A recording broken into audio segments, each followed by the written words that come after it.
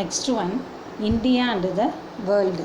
அதாவது இந்தியாவும் உலகமும் எந்த அளவில் வந்து ஒரு நெருங்கிய தொடர்பு கொண்டு இருக்குது அப்படின்னு பார்த்தீங்கன்னா, இந்த Indian land mass has a central location between the east and the west Asia and the southward extent of the Asian continent.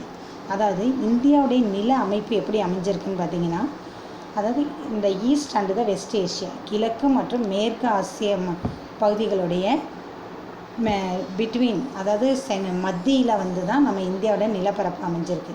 பார்த்துங்க, அதாவது கிழக்கு மற்றும் மேற்கு ஆசியாவுடைய நடுப்பகுதியில் தான் வந்து இந்தியாவோட நில அமைப்பு வந்து அமைஞ்சிருக்குது. இந்த southward extent of the Asian continent, அதாவது ஆசிய கண்டத்துடைய தென்பகுதிகளில் நம்ம இந்தியாவுடைய அமைவிடம் இருக்குது.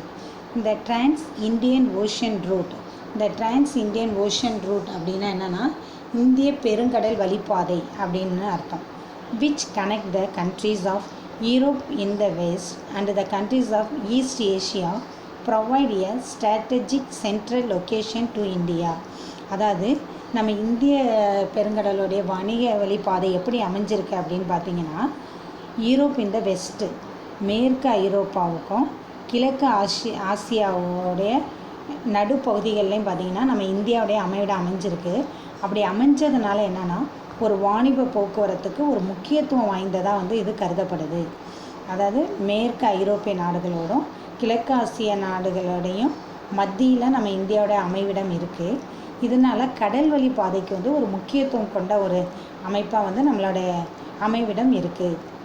Thus it help the India to establish close trade contact with West Asia, Africa and Europe from the western coast. அதாவது மேற்கு கடற்கரை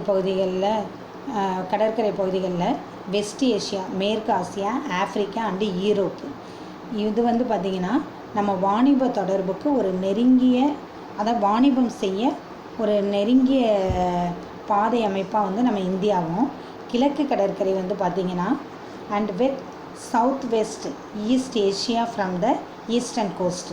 அதாவது கிழக்கு கடற்கரை வந்து பார்த்திங்கன்னா மேற்கு ஆசியாவுக்கும் கிழக்கு ஆசியா, அதாவது தென்கிழக்குக்கும் கிழக்கு ஆசியாவுக்கும் வாணிப தொடர்புக்கு வந்து ஒரு முக்கிய பாதையாக வந்து இந்த கிழக்கு கடற்கரை பகுதி அமைஞ்சிருக்கு.